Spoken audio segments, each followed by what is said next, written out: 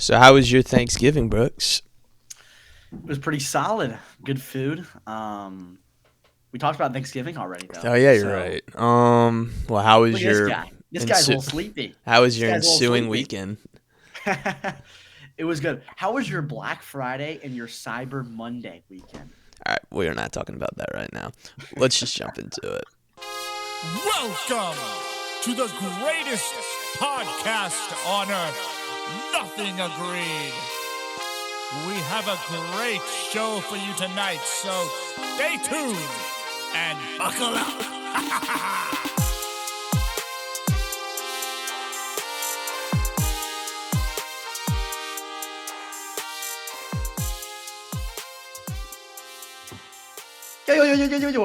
Yo. Hello everyone. Welcome back to another episode of Nothing Agreed. Wow. I'm Brooks Allison. This is Barrett Burns. Barrett, how you doing, my man? Good, how are you? Doing quite swell, to say the least. Doing quite swell. The quads are absolutely on fire right now. That's But good. yeah, good little gym sesh. But yeah, Nice. no, it's been good, man. It's been good. Can't Yeah. complain. Wait, how about this? How are your first, what is it, 36 hours of December going? They're fine. Finals coming up. That's all next week for me. I don't know about you, but we got I'm one last week cooked of this week. class. Yeah. This week I'm cooked. Yeah, it's that time of the year for the college students, and since we don't have a ton of NFL to talk about today, I figure we might as well start off and keep it in college. Some Ooh. pretty big things happened over the weekend. Obviously, the last week of games, we had rivalry weekend. Shout out Clemson beat South Carolina, sorry, Mhm. and Georgia beat Georgia Tech, both pretty handedly. So it's pretty good.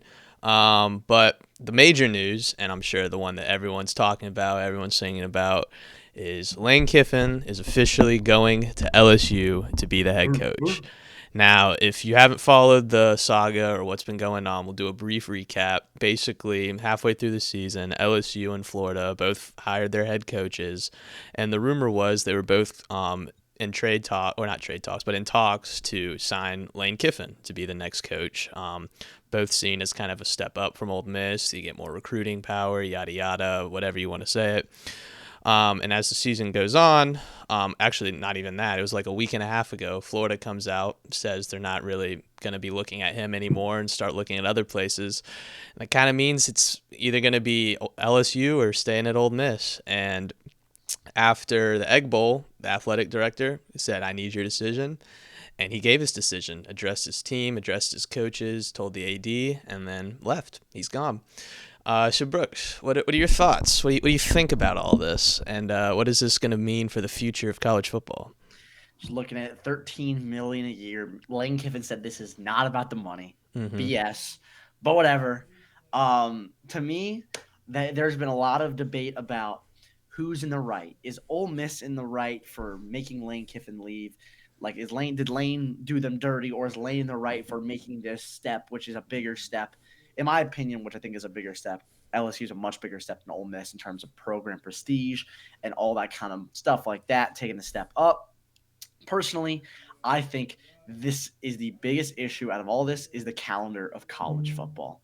That to me is just it's bad. It's just not good. Here's why, and I'm gonna have to little hyperextend this a little bit and kind of conjoin it with something else. But let me explain why. Um, this is messy. This is messy. Lane won't coach Ole Miss. He goes to LSU. Basically, he was like, I'm going to take some of my coaching staff now. So the coaching staff is leaving as well. Not enough time for the playoff games. Are they even going to make the playoff? That's the commission, like the commissioner, what is Mm-hmm. it? The College Football Commission has to make. Mm-hmm. Um, and ultimately, I don't know what's going to happen with their games. But the issue is the calendar because why are we having here's my biggest thing. There are three group of five teams. Minimum one team is making it. Two teams can make it if Duke wins the ACC championship. JMU, North Texas, and USF. All three coaches just landed a bigger job. So, and all three coaches, I think the JMU coach is for sure staying until the end of the season to coach his team if they make the college football playoff, which is very likely. The other two coaches I don't think are staying. Like Golish already went to Auburn and he's already torn Auburn and walking on the field. Yeah. So like this team that's in the championship game on the weekend Mm-hmm. doesn't even have a coach. So this is the problem. The calendar needs to be flipped. It needs to be the Monday after college football, right? It's number this is okay with how NFL works because there's the calendar with the regular season, but the postseason doesn't change. Nothing changes in the postseason. You just have the postseason. Mm-hmm. But you have that Monday after the regular season ends where all the coaches get fired, right? It's one of the worst days in the NFL for coaches. That's what needs to happen with college football. The day after the college football national championship ends, which is a Monday, the Tuesday, that's when everything should open, in my opinion. Because people where players already have their minds made up and the coaches already have their decisions down. So that's when it needs to open. And then we can start moving into this calendar. That Mm-hmm. to me is the biggest issue. Personally, if I had to pick a side of Ole Miss or Lane, I'm on Lane's side personally, just because of the Mm-hmm. jump. Ole Miss said you can't be here anymore, which is perfectly understandable. But this is a job that you have to take, in my opinion. You're getting paid one of the highest deals. You're going to a better school prestige. You're going to a better home environment. You're getting everything better in the biggest conference. So I personally am on the side of Lane in this. I don't blame Ole Miss for what they've done, but my thing is it's either you blame Lane or you don't, and I don't blame Lane for making the decision to go to LSU. Mm-hmm. So yeah, first to talk about kind of the calendar, and I agree it's terrible. Yeah. But it won't get fixed because the transfer portal doesn't have. It's unfortunately it doesn't line up with football games. It has to line up with semester schedules Yeah. because you can't transfer halfway through a semester and just randomly sign up for classes. That's just not how it works. So that has to change first. The semester calendar before we start addressing that. But my whole thing is when it comes to college football, and I have 2 points to make about that, and then we'll move on. But number one, why is this not a professional sport? Like, why are these players? Why are these like coaches? Yeah, but why are these players not under contract? Like, why are we just dancing around the fact that college football is not a professional sport? It's bigger. It's as big, if not bigger, than the NFL in terms of professional football. It's just with kids that are younger. That's literally the only difference. It's the same sport. It's the same media ratings. It's the same viewership. It's the same thing. It's just the kids are younger and it's a lot more messier. So we need to. That's the first thing I think needs to happen. We need to just establish some sort of professionalism of college football. Take it a step above like collegiate athletics and actually just make it a professional thing. Secondly, they cannot keep Ole Miss out of the playoff because of this. I think that'll be a criminal. That'll be terrible for NCAA as a whole. Every single player on that roster deserves a spot to play for a championship, regardless of who's coaching them. And I'm personally cheering for Ole Miss to win it all. And I guess that's kind of a good segment. Is I'm completely against Lane Kiffin on this, and I think I'm going to take the side of Ole Miss. And it's not in the sense of doing what's best for Lane Kiffin. To me, when you're coaching, right, it feels like you're almost in the service of like others, especially at a level like that. You're there to develop, to influence, and help these young kids be good athletes, but also grow as young people. And I think basically what he did to that Ole Miss team is really fucked up. He basically recruited almost that entire team. He's the sole reason all those kids were there. They had an amazing season outside of that one game against Georgia. But other than that, I mean, they played like some of the best football I've seen from teams this whole season. So to kind of abandon them, I guess is the right word at that moment, is kind of fucked up in my opinion. And I don't blame Ole Miss at all because obviously you can't keep a guy on that roster if he's planning on leaving because he's just going to try and poach your staff and players, which he's already doing. But yeah, I think it's selfish. And there's also to say, even if he was going for more money, Ole Miss was willing to match whatever contract LSU gave him. So his really only like standing point is I just want to go to a better program. But you could also argue that he's on his way to building up Ole Miss. You could easily say he's been one of their most successful coaches. And if they had a chance to contend for a title, I feel I mean they still do, but obviously those chances are a lot better when you have him at the helm. And imagine something happened and they came out and won this year.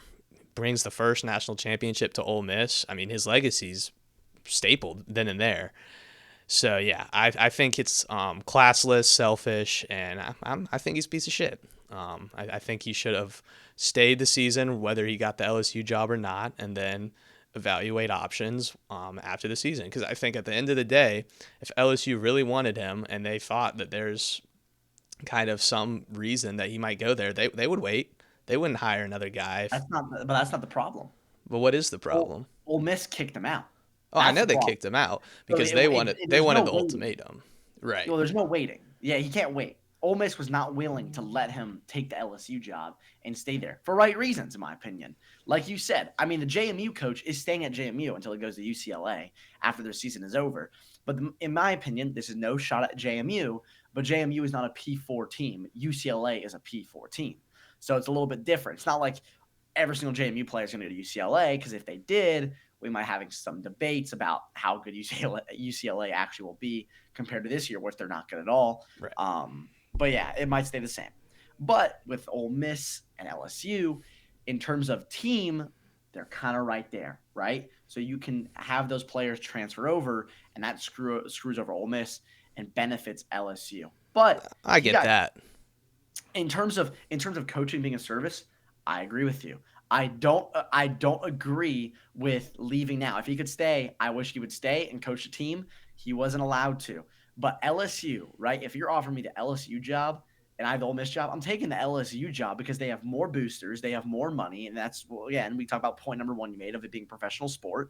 That's a very big opinion. Imagine being the coach of the Memphis Grizzlies and you get an offer by the Los Angeles Lakers, right? You have more cap space, you have a bigger market, you're going to attract better players. It's just how it is. So I would rather take the Lakers job. But I think the difference is if you're the coach of the Grizzlies and people are like, oh, this team's ceiling's a Western Conference Finals appearance, maybe even a Finals appearance, and then all of a sudden you get a job for a Lakers team who missed the play-in by 2 spots. I mean, obviously, historically, that's the better franchise, but I think anyone in that situation realizes that I'd rather stay with the team that I'm doing now. And again, look at, and granted, obviously, I think the assumption that most people have is Lane Kiffin's going to turn this LSU team around. But, I mean, look at them this year. They've had all the recruiting power, all the NIL money in the world. That's not changing the next year just because Lane Kiffin's there. And this roster is just not great. A lot of people thought it would be great, didn't turn out to be great. So I don't know. I think if you looked, like you said, if you looked at each roster this season, LSU and Ole Miss, I think most people would say this Ole Miss roster is much better.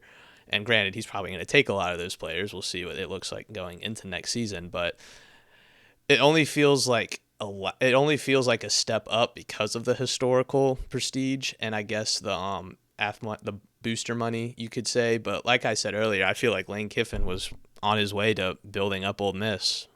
Maybe stay there a few more years, couple more playoff appearances. I mean, he seemed to be doing fine with using the portal and getting his recruits. More playoff appearances gets you more booster money. More booster money gets you more recruiting. More recruiting gets you on the same level as LSU. So that's just my point. I feel like he's abandoned this program that he built for the last 5 years. And yeah, it just kind of sucks. And I mean, let's not kid ourselves. Everyone knows it. The second that Alabama job opens up, he's probably going to want to go there. So we'll just see how this LSU run goes. But I wish nothing but the worst for him. That's all I got to say. I don't think he'd go to the Bama job. Are you kidding me? I know. I don't think he would. LSU and Bama to me are about like this. You got to.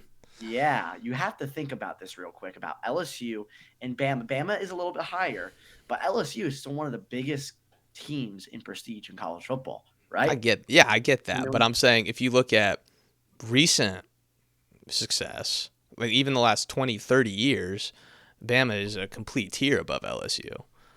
And I think that is got a lot more weight than overall historical success, neither of which Ole Miss has, so that makes sense. But no, if Alabama opened up and if they offered him, I promise you he's thinking about taking that job. I think about it, but again, it's got to be about the money. He's not going to go there for less money. You're going to get I think there's better for my research. I think LSU is probably like the third best booster base out of anybody. right? Oregon is up there because literally Nike pays these players. Like Oh yeah. literal Nike pays these players. Oh, I know. So to me, LSU, it's still one of the best places to go. When Brian Kelly got fired, there was one decommit. When Lane Kiffin's gone, there's been like 15 decommits. There's people who have hit other schools are decommitting to go join Lane at LSU, right? So this to me just shows not only Lane's influence, but LSU's influence when they have the right guy there. So LSU is already built. All the 5-star guys said, "Oh no, I'm staying." After Brian Kelly got fired, and then when Lane came in, they're really excited. Lane came in, so I don't blame Lane for taking a tier up job. I mean, everyone wants to get a promotion in their life. That is a promotion. You can Mm-hmm. be working at a software company, right? And it can Right. be booming. But if you get an offer from Google, you're probably going to go to Google. So that's what I'm trying to put it into words is like this team has won a SEC championship, national championship in the past 6 years. They've done this before. This is their program prestige. Ole Miss has never won a SEC championship. They've won a conference championship. So this is a little bit different than just it's just he's just lateral moving. It's definitely a tier Oh, up. you can definitely say that Ole Miss to LSU is a step up. I just disagree with you on the fact where you say LSU and Alabama are lateral moves. I think if he gets offered that Bama job, he's taking it no hesitation. I don't think it's a lateral move, but I think when you're talking steps, it's like this. When you're talking LSU, it's like this. That is a bigger step than a Bama opinion. Oh, Um, absolutely. yeah, But I'm still of the opinion that he's a piece of shit.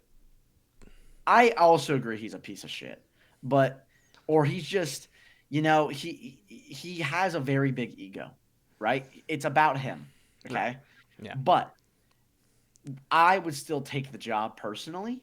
Ole Miss kicked him out. That's their decision. I don't blame them for kicking out, Well, you again, but if he's committed to taking the LSU job, to at that point, then yeah, you can't keep him because he's already thinking about next year and yada yada yada.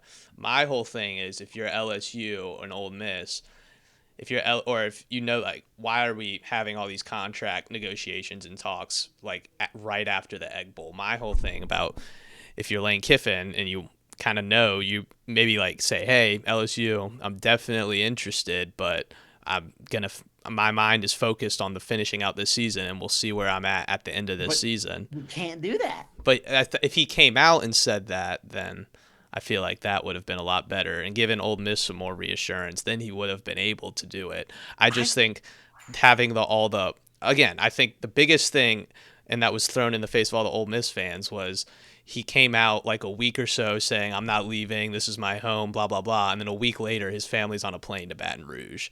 So I'm saying if you're not doing all of this like actively like talking and negotiating and seeing what a future at LSU looks like right in the middle of the Ole Miss season. I feel like that's why they came out with an ultimatum. If they were just like, if they stayed rumors, oh, Lane Kiffin might go to LSU if that job's still available after the Ole Miss season, they probably wouldn't have felt that pressure to get that sort of ultimatum. They would have been like, all right, let's see how this season goes. If we win and go very far, maybe that's enough to keep Lane Kiffin. Who knows? But I feel like the whole handling of it during the season was messy. Just all of the like rumors and like I said, families hopping on a plane. What does that mean? I know there were a lot of rumors. If I don't know if they meant anything, but there was like one of his like agencies or like financial groups was like closing on a house down in Yeah, I Baton saw that Rouge one. like Yeah, 3 weeks ago. So it's like, yeah, if we didn't have any of that, I don't think Ole Miss would have been pressured into an ultimatum, and we wouldn't be at where the stage we're at now. We probably would have been allowed to finish the college football playoffs, and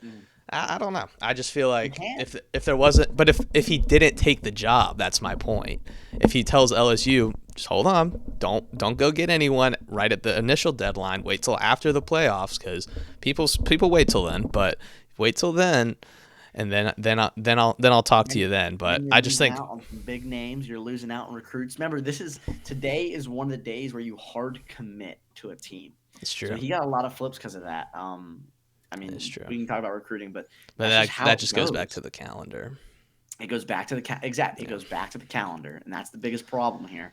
But if imagine if he goes to the college football playoff and he's like, I'm definitely interested in the LSU job, and then lose. Well, Lane Kiffin didn't have his mind on Ole Miss; he had his mind on That's LSU. Da it's da true. da. Now you have a coach that's fully Ole Miss. So like, Yeah, Pete Golden can do it. He's a defensive coordinator. He's staying. He's fully Ole Miss, new head coach. You have that. Now, you talk about the college football playoff. Here's where I agree with you, and here's what I think is going to happen. I agree with you that I think Ole Miss should make it. Remember, with Lane, it's not like they're on the edge right now. They're No, like a 7 seed, they 8 should they seed. should be hosting a playoff game in the They first should round, be hosting a playoff game, and that shouldn't most change. likely. That should not change, Now, but it's going to. there's a thing called precedence, right? Mm-hmm. And there is a precedent for the presidential nominees or whatever for the United States. George Washington, 2 terms, precedent, right? Only FDR has broken that precedent, but now it's a law as well. It's been a precedent. Mm-hmm. The precedent in 2023 by the college football playoff was set as it is not about how you are as a team throughout the season. It's how you are right now.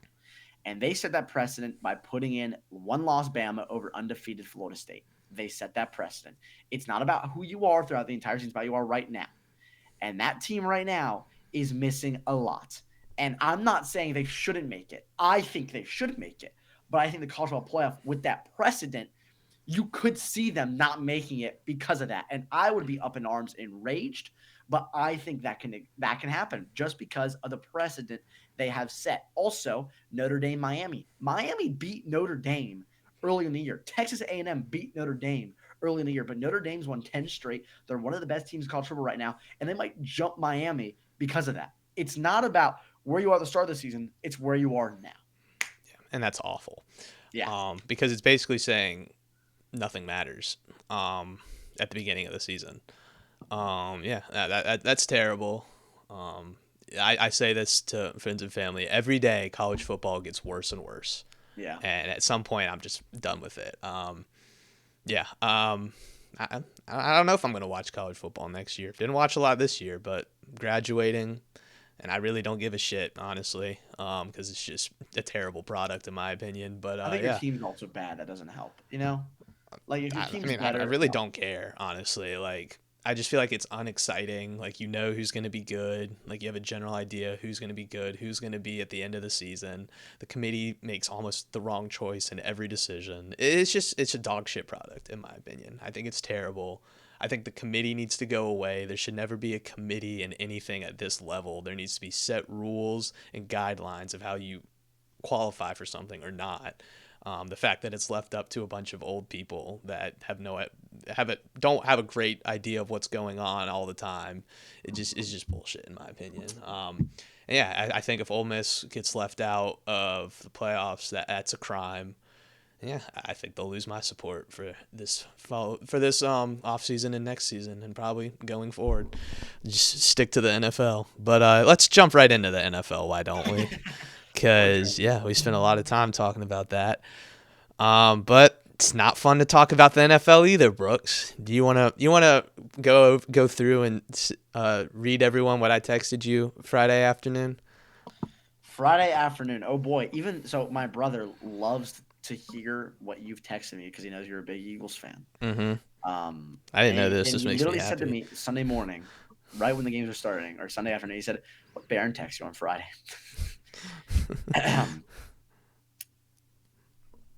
Here we go. Yep. Let me see if I can find it. I know what it is if you need some help. Oh, wow. That was a long conversation, wasn't it? Yeah. Yeah, we and Vanderbilt just flipped number 1 quarterback from Georgia. Yeah, from Georgia, Jared Curtis. I literally went to the recruiting rankings and I saw that. I went, what the heck? Yeah, sucky bitch. Damn. You're a Georgia fan. I know. That was a little mean. I know. I just don't like Georgia. I don't blame you. All right, here we go. Yep. This game has made me lose my love of watching football.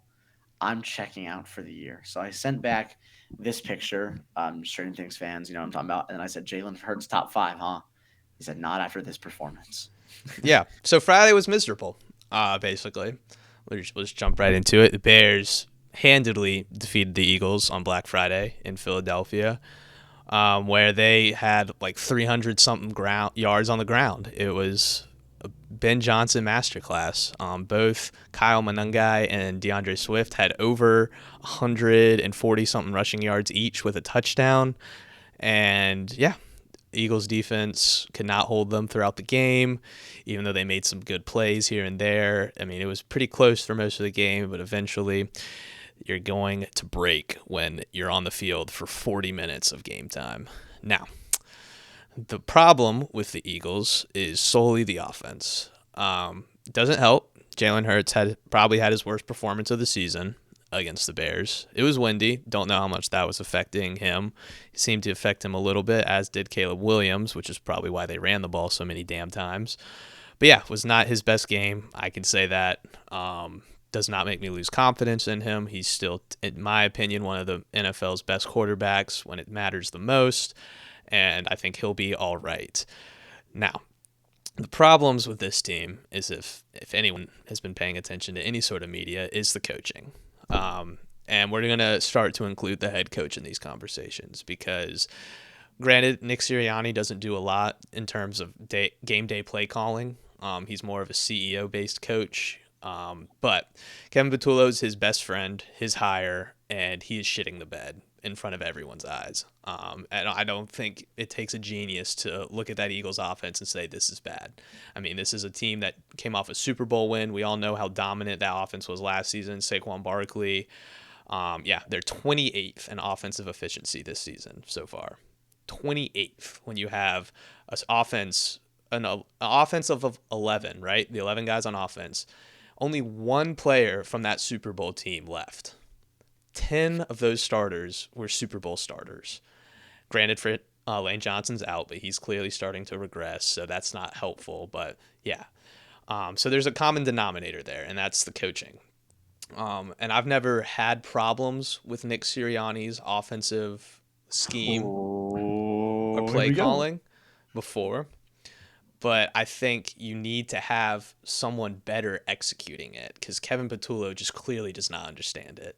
I don't know if there's a miscommunication. I don't know if this is ultimately what Sirianni wants to think, but he cannot keep coming in front of Eagles media and saying, we're not making any changes. We're just going to keep reevaluating because it's not working. That's the definition of stupidity, insanity, whatever you want to say. But doing the same thing over and over again and expecting different results is terrible for your team. So there needs to be offensive coaching changes. Whether that gets made this season, I don't know. I've kind of given up all hope for this season. It will not happen this season. Probably not. So yeah, it's 2023 all over again, except this time the defense is actually good. That is the one difference. I do think this team can win a playoff game. Right now we have to keep our division lead, which is not something I thought would happen this season based on how it started, but here we are. The only good thing we have in our favor is we'll talk about Thursday night, but Cowboys are playing the Lions in Detroit. They should lose that if the Lions are on their shit, so we'll see.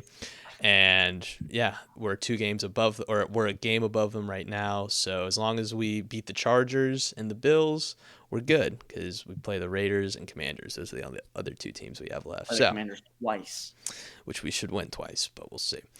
So yeah, that's all I'm kind of hoping for at this point in the season is if we can hold on to the division. We'll see if we can win a playoff game. If we host it, I feel good about it. But yeah, the season's over. I saw a Twitter comment and it was like, I think aren't the Eagles on Hard Knocks this year? The entire NFC East is.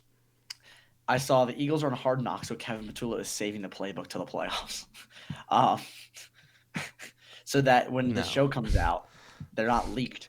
But hey, there it is. If that level of stupidity is going around that building right now, then yeah, we need to clear it out because that's insane.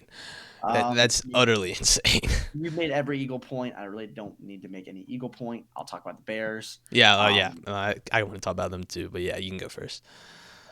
Great team victory. This team to me, this is the first time I can say in a while in the NFL. I can't pick a year where I feel like every team is not a Super Bowl favorite. Right? I can't pick out remember I could always pick the Chiefs and be like, yeah, it's the Chiefs. They're going to the Super Bowl. Eagles last year with Saquon. You just knew no one was stopping the run game. It was close, but you were picking the Eagles to go to the Super Bowl. It ran through Lincoln Financial. You just knew it was going to be that. A couple of years before, it's always been Chiefs and whoever, Yep. stuff like that. This year, the top teams, the Bears are the top team in the NFC. I feel really good about them winning football games. Do I feel good about them winning playoff games is a whole different question. I don't know how strong I feel about them actually winning the NFC, right? The Rams, which we talk about Sunday, but the Rams went as 11-point favorites, lost to the Panthers, which the Panthers have played very good at home this year. Mm-hmm. So props to the Panthers for that. But still a game the Rams should win, right? You just on paper, they should win that. They should cover that spread, and they lose. You look at the AFC, we'll get into those teams as well later, but I don't feel confident about any team around. But the Bears get the job done in one-score games, and that's what they keep doing, and that's what they'll continue to do is give you a heart attack and win the game. Caleb Williams didn't have his best game, but I've seen the flashes of Caleb Williams having great games. It was a Monungai and DeAndre Swift kind of counterattack, not what you see usually, running up the gut, and it felt like this was the biggest holes I've seen an Eagles defense give up in the run game in a while. So Yep. I have to put my hands down and say, Bears, congratulations, man. That's a tough road of victory. Yeah, I got to compliment them. That's a great win. Yeah. I would not knock Caleb Williams at all. There was 20-mile-per-hour winds throughout the entire game. Yeah, they made the smart decision. They ran the ball. And again, all goes back to just good coaching versus bad coaching. The Bears, DeAndre Swift and Kyle Monungai individually had more carries than the entire Eagles offense. So we'll leave it at that. Let's move on. Or actually, we can't because, Brooks, we are doing something special for this episode. Oh, hold on now. Because I was not kidding. I needed a mental break. I did not watch a second of NFL Sunday this week. So I'm letting you run the show. Holy crap. Okay. Sorry, guys. I didn't prepare for me to go through the scores here. Can I ask why you didn't watch a single second? I needed a break. Okay. Oh, you were actually being serious then. No, okay, I was dead serious. I could not watch any football. It just made me mad. Okay, here we go. Ready? Let me just run through all the games. I'm going to run through my list this time and not Barron's. So a little bit different than ESPN's. I use the score. And I have the Falcons favored, but they're a 1:00 game. So Falcons-Jets. Jets knock off Nick Folk. Hits a 50-plus yard field goal right between the bottom left corner uprights. Knocks it through. Once again, I think this solidifies the fact that Tyrod Taylor is better than Justin Fields. That the Jets, yes, I can't believe I'm about to say this, but the Jets, please do not fire Aaron Glenn. Give him some time. This team has pieces that can actually work.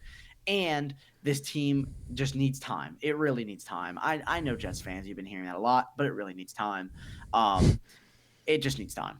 It's not going to be perfect. Falcons, I think this completely 100% solidifies. Raheem Morris, at the end of the game, had a presser where he said, are we going to make any coaching changes? He said, no, we're not making any coaching changes. Special teams, we have the worst special teams in the league, but we're not making any coaching changes. But he doesn't understand it. You are the coaching change. So we will be making coaching changes. At the end of the year, Raheem Morris will be fired.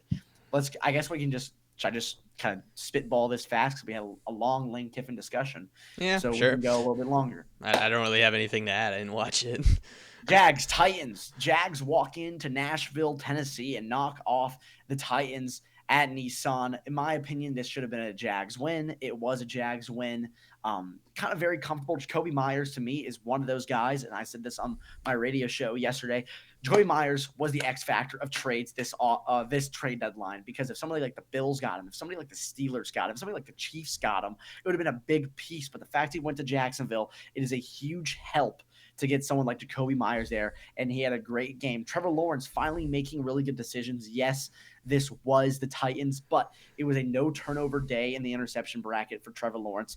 It wasn't really a good run game for the Jags, but Trevor Lawrence got done through the air. Cam Ward, to me, still looks like a guy you can build around. You just have a horrible team around him, and there will be a hiring of a coach in Tennessee at the end of the season. They will not keep the interim.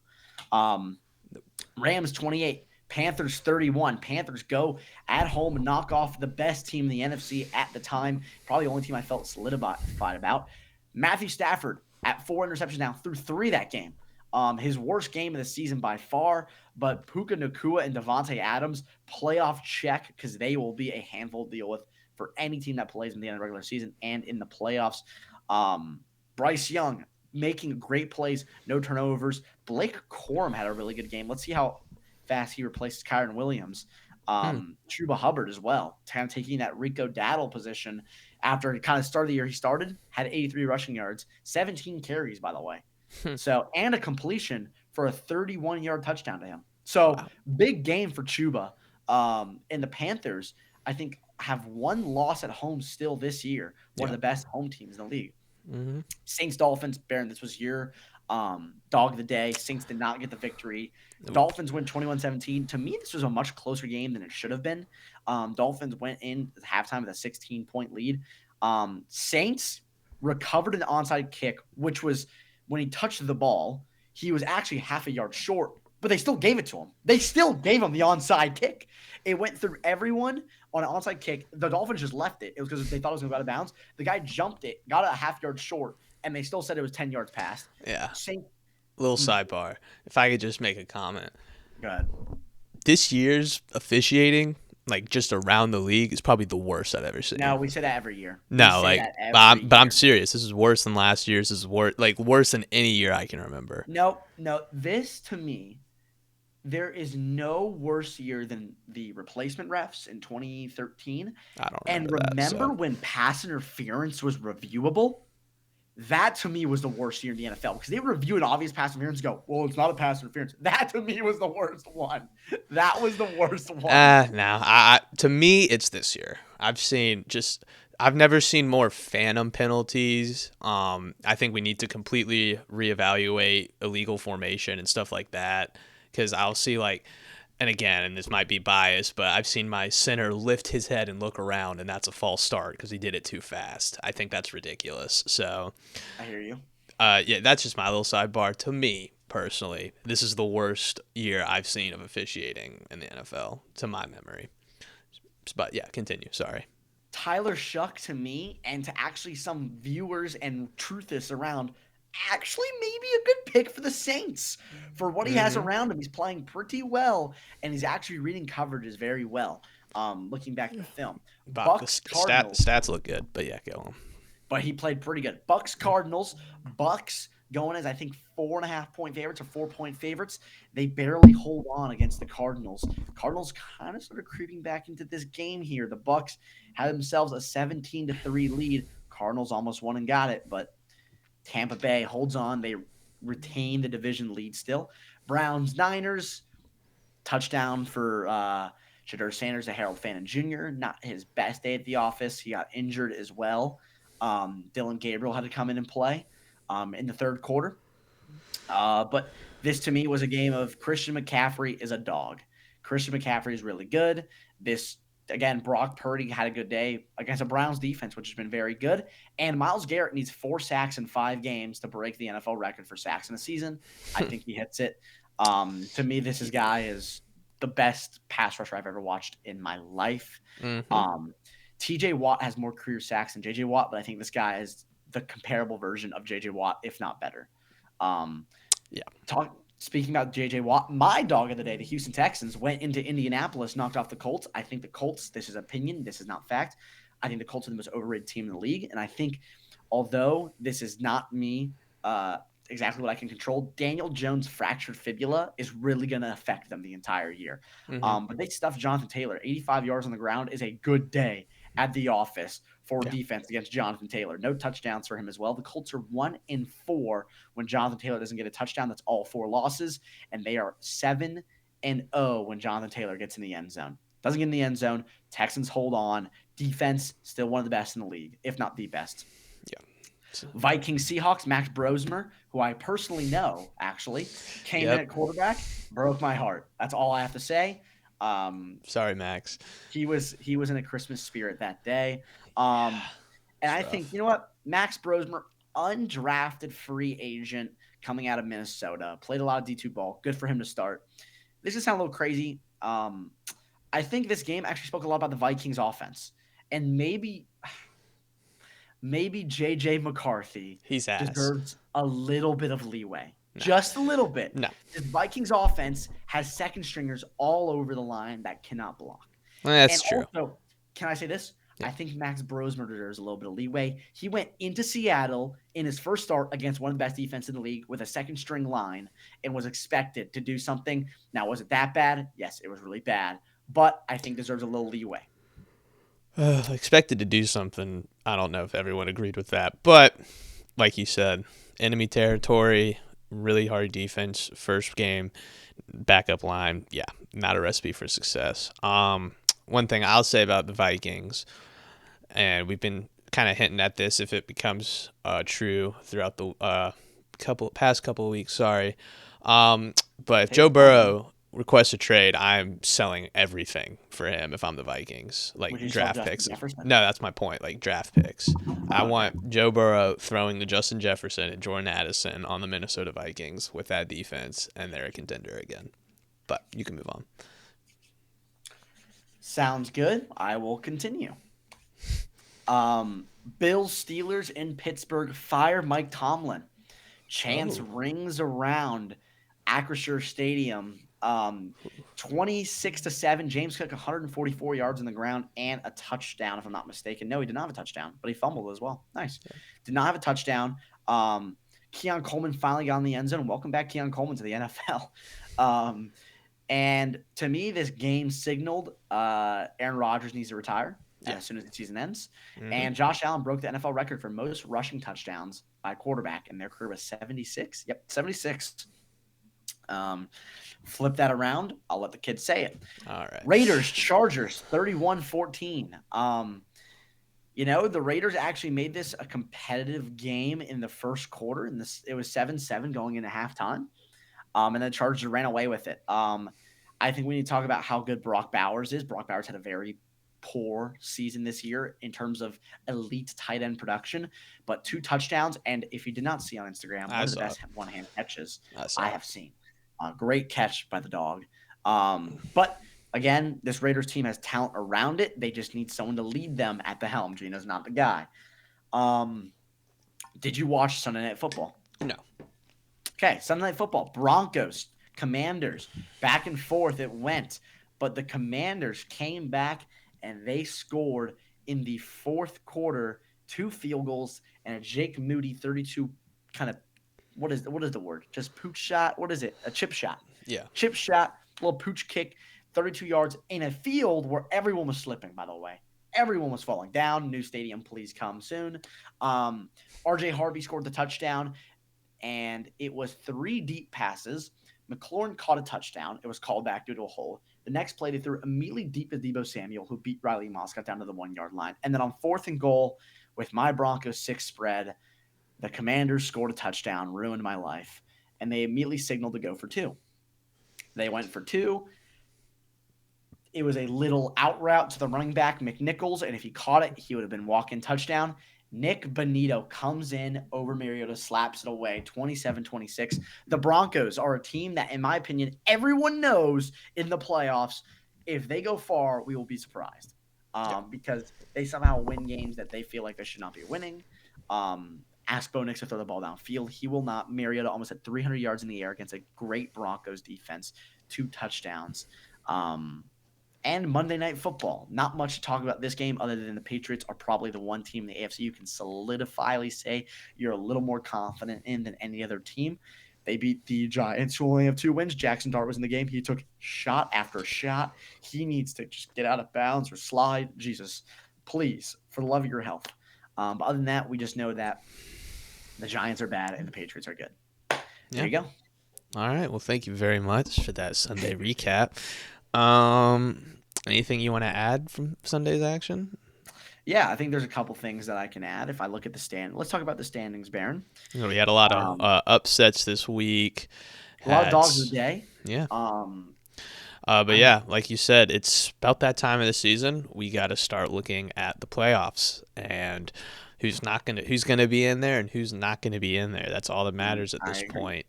Who's making that push, you could say. So yeah, give it to me. My boldest prediction is I think the Colts are going to miss the playoffs. Think the Jags are going to overtake them? I think the Jags are going to overtake them. I wouldn't be surprised if the Houston Texans won the division. I would not be surprised if the Houston Texans came back and won the division with the best defense in football. You have an offense that can work with Nico Collins, with Nick Chubb, with Woody Marks, CJ Stroud, little pitch catch. I wouldn't be surprised if this team wins the division because I can see the Jags not holding on to this. And again, it's just I'm following my track of what I've said the entire year. The Colts are the most overrated team in the league. Um, the Texans are not in the playoffs right now. And also, the Chiefs are not in the playoffs right now. And I think Nope. the Chiefs probably don't make it, but they still have a chance to make it. But I have the Colts not making it. Um, of the division leaders, I think all four division leaders in the AFC hold unless it's the Jags missing it. I like the Ravens to hold. I like the Broncos to hold. I like the Patriots to hold. Those three teams, I'm most confident. The Jags and the Texans is what it comes down to, in my opinion, not the Colts. Um, yeah, I like the Chargers to stay in the playoffs. I still like the Bills stay in the playoffs, even with their schedule where they have to play the Eagles and the Patriots. They have to play the Bengals, which to me, Bengals, tough game. Even though the record's bad, still a tough game.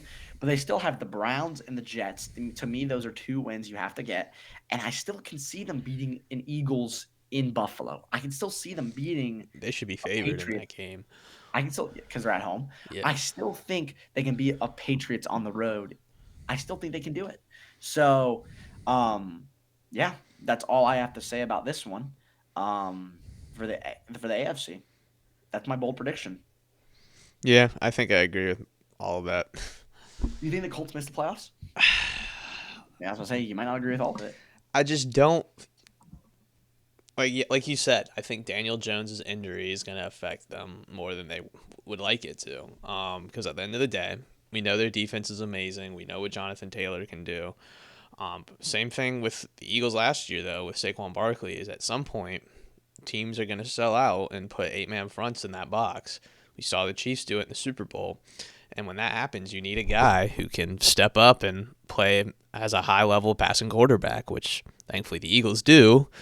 I don't feel as confident about that. I mean, I haven't felt as confident in Daniel Jones throughout the season, but as it goes on, and he's been consistent, I've felt better. But like you said, I think they've had some shakeups in the last couple of weeks, losing two straight. Like you said, the injury to Daniel Jones, how severe is that? I don't think anyone has any confidence in Anthony Richardson to run this offense. It's just not his play style. So, yeah, I'm worried about that, especially with Jacksonville kind of being on the up and up. They're actually third in the AFC as of right Mm-hmm. now, which is kind of crazy. But, yeah, so I wouldn't be as surprised anymore if the Colts drop that. But who knows? Maybe they can ride that defense to hold Yeah, on to it. we've talked about how easy the Colts' schedule has been, especially at the start of the season, but now it doesn't look so easy. No, You look at the next five it's games very front at loaded. Jacksonville against 8-4. That is a big game next week. Mm-hmm. At Seattle is a very tough game. Monday Night Football in Lucas Oil, but against the 49ers, I think is a tough game. Then you go play Jacksonville at home, probably your easiest game on the schedule. And then your last game is at Houston. I think those are five tough teams. Remember, that's Houston, one of the hottest teams in the league right now. 8-4, 8-4. Seahawks are 9-3, 8-4. Yeah. So this is not an easy schedule. I can see them plummeting down and losing their last four or five. I can really see it. And if they lose the last four or five, they finish 9-8. They finished 9-8, and I think 9-8 is not good enough to make the playoffs. I think the Texans are going to jump up. I still have the Chiefs jumping up. I think the Bills will still hold on. I think the Chargers are still going to hold on. And if this is 9-8 Pittsburgh, they can still be there. So I don't think they actually get there this year. But yeah, that's my takes on the AFC. All right. In the NFC, we have our leaders in the Chicago Bears, the Los Angeles Rams, the Philadelphia Eagles, and the Tampa Bay Buccaneers. Um, personally, I'm still gonna have the Bucks winning the division. It's still gonna happen to me. Um, I'm still gonna have the Eagles winning that division. I do. I still have the Alright. Eagles winning that division. Now the Fair enough. Cowboys have a little bit of an easier schedule too. We talked about this yesterday. My radio show partner is a Cowboys fan. I hope you know that. Oh boy. Um, and he feels confident that they can beat the Lions as one of their tough games because the Lions have no defense. Right. And Dak Prescott can run on that team. Then they play the Vikings and the Chargers, which the Chargers could be a loss, but the Vikings should be a win. Then they have at Commanders at New York. Personally, this is me personally. I can see a Commanders or Giants because it's a division game on the road winning that. Knowing the Cowboys, I can see them winning that. But at that point in the season, it's going to be their backups. That's the point. For the Giants and Commanders, they're not playing for anything. Now, They're going to throw Russell Wilson out there. they could. Or Jackson Dart for development. They could play for development. Not the way he's been getting hit. I can promise you that. Yeah. Out of these leaders, there's the Seahawks and the Rams, 9-3. The Seahawks are playing very good ball. I'm still going to take the Rams to win the division. I still think they're a really good team. I think that was a little bit of a knock. They still have the Cardinals twice and the Atlanta Falcons. And they're two tough games at Seattle. Very tough game. But at home against the Lions, at home, there'll be probably a Lions crowd, but at home is pretty good. I'm just going to have the Eagles winning that division. Remember, they still play the Commanders twice, and they have the Raiders. To me, it's 3 solidified wins, and I can still see them beating a Chargers there. I still have the Bills in that game, but I can still see them being a Chargers because it's in Lincoln Financial. And also that Lincoln Financial game is a night game. And night game in the Link can be a tough place to play. Other than that, the Bears, to me, are the only team that can maybe get knocked off with the 8-3-1 Packers. Yeah, that's it. The Bears have to play the Packers twice. Yeah, I still like. I might pick the Packers to win that division, and I don't like the Packers this year, but I might take the Packers to win. I'd say this. Out of those 4 division leaders, the only one I'd say is solidified is probably Tampa Bay, unless they lose to the Saints this week. If they lose to the Saints this week, then they're fighting an uphill battle because Let's talk about the 3 games that Tampa Bay plays. 3 out of the 5, they play the Saints at home. They should win every single game they have on the rest of their Dolphins schedule. on the road. Then they play the Panthers twice. Yeah, So and the Panthers still play the actually solidify Seahawks, the division. and the Panthers still have to play the Seahawks. So They do. I think out of all those 3, Tampa Bay is gonna probably keep their division lead. We have to see how Matthew Stafford bounces back. If this I don't think it will be a problem, but if that sort of performance lingers for a couple weeks, that's going to hurt them significantly. Seattle could jump. You guys see how the Bears, they're red hot right now, but I don't know. I wasn't really paying attention when you said their rest of their schedule. But yeah, 2 games against the Packers. We'll see how those go. And then the Lions and 49ers.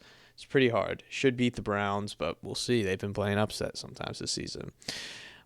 Eagles, kind of talked about it already, but I mean, we got to go to LA for Monday Night Football this week, so it's just an uphill battle as well. You get a freebie with the Raiders. We'll see how the games with the Commanders go. I don't think you beat the Bills in Buffalo just with the way the team's been going. And I mean, internally, I just feel like this team could lose every single one of these games. So it's just like Dallas could easily jump them if they keep playing the way they're playing and the Eagles keep playing the way they're playing. So yeah, my only guaranteed spot I feel like right now would be Tampa Bay. But that's all I got. Here's what I'm gonna say. We're gonna talk about Thursday night, and then we're gonna close this. Oh yeah, that's right. I forgot about Thursday night. Thursday night, Cowboys Lions. After I have 1 point, but Thursday night, Cowboys Lions. Cowboys Lions to me, 2 high scoring offenses. The over under is 54.5. I got 53.5. Ooh, I got 54.5 at plus 100. Okay. So it looks like it's kind of trending up then. Baron, who you like in this one? I think the Lions.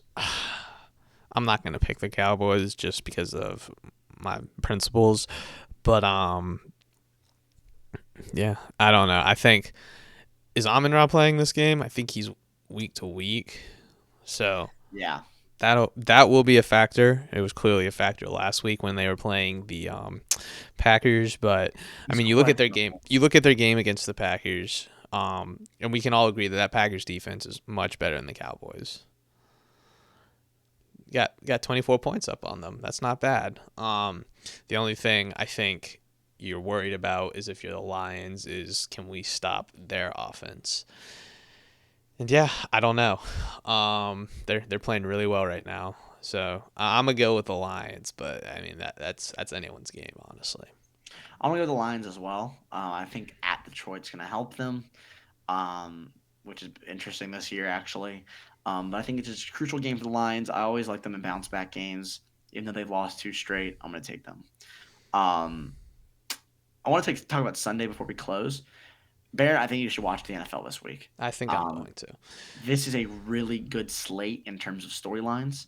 And there's some really funny games you can watch here as well. Steelers, Ravens, 2 teams tied for the division lead. The winner will take over first place in the division. You have Indianapolis and Jacksonville, 2 teams tied for the division lead. First winner takes over first place in the division. Bears, Packers. The Bears have half a game lead on the Packers. The winner of that game takes over first place in the division. Sunday night, you have the Texans, Chiefs. Texans is one of the hottest teams in the league. The Chiefs have to defend home court advantage, home field advantage, or else they're probably out of the playoffs. Eagles, Chargers, 2 8-4 teams who are trying to either hold on to the division or fight for the division and stay in the playoffs. I think that's a really good game as well. But when you have good storylines, you also have some funny games as well.